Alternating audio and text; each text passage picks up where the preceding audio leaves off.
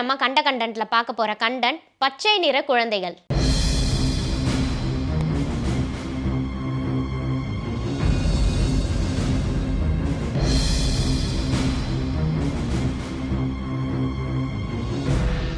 இங்கிலாந்துல உல்ஃபிட் அப்படின்ற ஒரு இடத்துல ரிச்சர்ட் அப்படின்ற ஒரு விவசாய வேலை பார்த்துட்டு வராரு.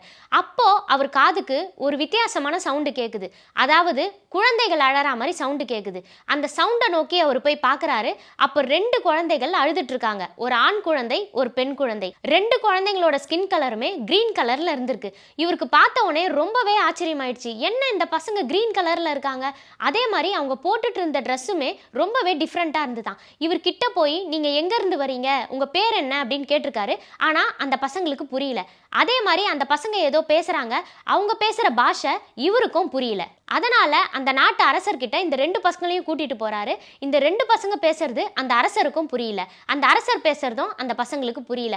அதனால அரசர் என்ன சொல்றாரு அப்படின்னா, இந்த 2 பசங்களும் இந்த ஊர்லயே இருக்கட்டும், விட்டுருங்க அப்படின்னு சொல்றாரு. அடுத்த நாள் ரிச்சர்ட் அதே மாதிரி வயல்ல வேலை பார்த்துட்டு இருக்காரு. அப்போ கோடாரி வேணும் அப்படின்னு கேட்டிருக்காரு. ஆனா எல்லாருமே தூரத்துல ஒர்க் பண்ணிட்டு இருந்ததுனால யாருக்குமே அவர் கேட்டது கேட்கல. ஆனா அந்த 2 பசங்களுக்கு இவர் ஏதோ ஒரு விஷயத்த கேட்கிறாரு அப்படின்னு கோடாரியை தவிர வேற எதையோ ஒன்று எடுத்துட்டு வந்து ரிச்சர்ட் கிட்ட கொடுக்குறாங்க. ரிச்சர்ட்க்கு ரொம்பவே ஆச்சரியம் ஆயிடுச்சு. நம்ம ஏதோ ஒன்று கேட்குறோன்னு தெரிஞ்சு இந்த பசங்க நம்மளுக்கு ஹெல்ப் பண்ணியிருக்காங்களே அப்படின்றதுனால பசங்களை ரிச்சர்ட்க்கு ரொம்பவே பிடிச்சி போய் ரிச்சர்ட் பசங்களை அவங்க வீட்டுக்கு கூட்டிட்டு போய் சாப்பிட்றதுக்கு பிஸ்கெட் சாப்பாடுலாம் கொடுக்குறாரு.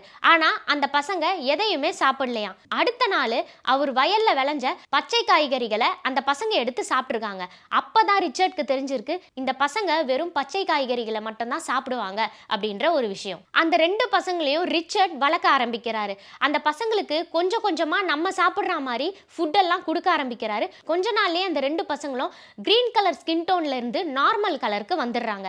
அதே மாதிரி அவங்களுக்கு இங்கிலீஷ் பேசவும் சொல்லி கொடுக்குறாரு. அந்த பசங்க வளர்றாங்க. அப்ப அந்த பையன் ஏதோ ஒரு மர்ம காய்ச்சல்னால இறந்து போயிடுறான். அந்த பொண்ணு மட்டும் தான் இருக்காங்க. அவங்களுக்கு மேரேஜ் ஆகுது. அவங்க ஹஸ்பண்டும் உடம்பு சரியில்லாம இறந்து போயிடுறாரு. அப்போ அந்த பொண்ணு தனியா வாழ்ந்துட்டு வராங்க. ரிச்சர்ட் அந்த டைம்ல இது வரைக்கும் நீங்க எங்க இருந்து வந்தீங்க அப்படி ஒரு விஷயத்த நான் கேட்கவே இல்லை, இன்னைக்கு நான் கேட்கறேன் சொல்லு, நீங்க 2 பேர் எங்க இருந்து வந்தீங்க அப்படின்னு ரிச்சர்ட் அந்த பொண்ணை பார்த்து கேட்கிறாரு. அந்த பொண்ணு என்ன சொல்றாங்க அப்படின்னா, எங்களோட ஊரு சென்ட் மார்ட்டின். எங்க ஊர்ல எல்லாருமே பச்சை கலர்ல தான் இருப்பாங்க. நாங்க சூரிய வெளிச்சத்தையே பார்த்தது கிடையாது. எங்க ஊர்ல இருக்கிற காட்டுப்பகுதியில ஒரு பெரிய குகை இருக்கும். அந்த குகையில எப்ப பாரு ஒரு வித்தியாசமான சவுண்டு வரும். எங்க அம்மாவும் அப்பாவும் எங்க கிட்ட அந்த குகைக்கு பக்கத்துல நீங்க போகவே கூடாதுன்னு சொல்லியிருந்தாங்க.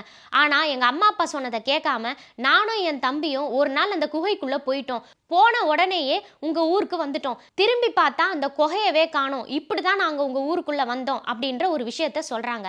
ஆனா அங்க இருந்த ஊர் மக்கள் இந்த பொண்ணு சொன்ன விஷயத்தை ஏத்துக்கவே இல்லையா. இவங்க பச்சை கலர்ல இருந்ததுனால இவங்க ஏலியனோட குழந்தைகளா இருக்க வாய்ப்பு இருக்கு அப்படின்ற ஒரு விஷயத்தையும் சொல்றாங்க. ஆனா வேற ஒரு சில பேரு இந்த பொண்ணு சொன்ன கதை உண்மை அப்படின்னு நம்ப ஆரம்பிக்கிறாங்க. அந்த பொண்ணு சொன்ன விஷயம் உண்மையா பொய்யா அப்படின்றது தெரியல. ஆனா இப்ப வரைக்கும் அந்த 2 குழந்தைகளும் எங்க இருந்து வந்தாங்க அப்படி ஒரு விஷயத்துக்கு விடையே கிடைக்கல அப்படின்னு தான் சொல்லலாம். இதே மாதிரி இன்னொரு கண்டென்ட்டோட அடுத்த கண்டென்ட்ல நான் உங்களை சந்திக்கிறேன்.